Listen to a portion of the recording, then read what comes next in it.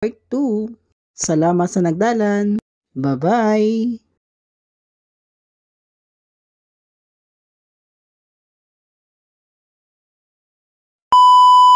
What's up guys? Uyan na ang part 2 kang paglinig ta sarong. Kung mapapansin nga nindo, parehas si Bado o kung sa bagong aga hanggang ngunyan, taday pa talaga ako na parigos. Sa grabe nga ning gibuhon ko igdi sarong, din ako nakakaisip pagparigos. Sabi ko nga ni, kansugma nagparigos man ko, kaya ngunyan palis mo na. Chowing! Siyempre, ang parigos man ko, grabe man ang init baga. Pagkatapos ko lang kanina maglinig, siyempre maparigos na ko aratyan.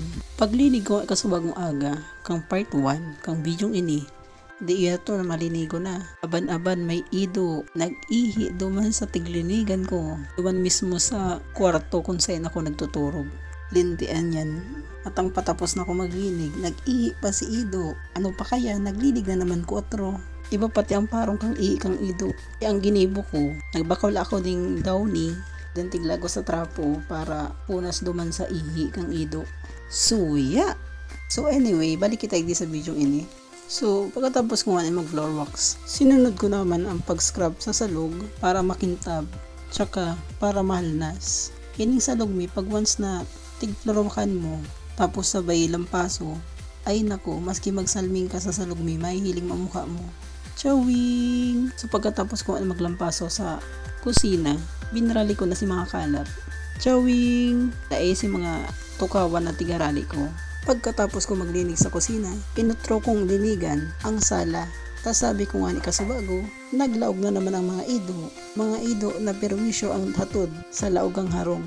Chowing! May tabang man baga mga ido. When it comes to safety, lalo na pagbanggi, ang ido minsan pinaprotektahan kita na sa mga masasamang loob o mga bad elements na kunsain. Saro sa mga sandata ninda o pwedeng magibo, iyo ang pagbatok para madangog ka mga tao, yaon sarong na igwang malaog sarong nindo. Grabe, nakaabot na kita sa Ido. Yung ang video paglinig, Ido ang nasa voice over.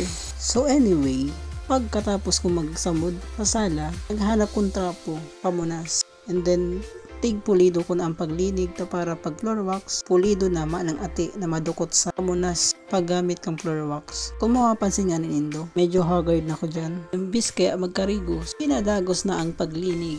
Marisa na ta may tubig ang lawasa. Kaya anytime ka pwede ka magkarigos. So, balik na naman kita sa video ini. Ay napapagal ang vloggeries na ni. Kung natukaw ka baga.